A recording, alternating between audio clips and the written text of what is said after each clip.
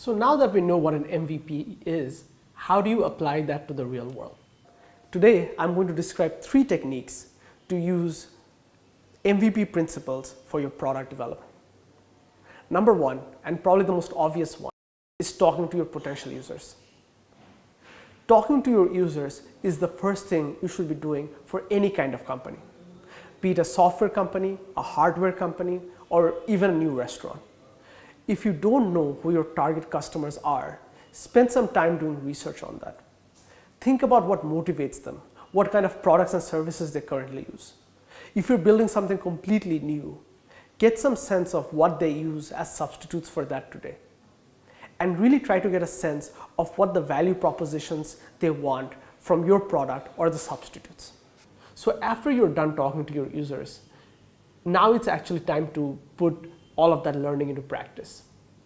The first thing to do would be to create a landing page for your product. Before you get scared, a landing page is just a simple single page website where you use a combination of text and beautiful images to sell what your product is going to be. So now that you have created a landing page, how do you tell your users and potential users about it? That's where Facebook ads come in.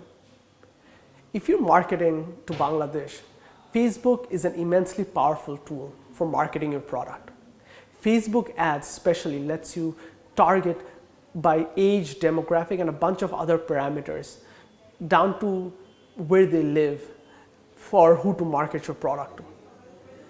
2 things to keep in mind when you create a Facebook ad.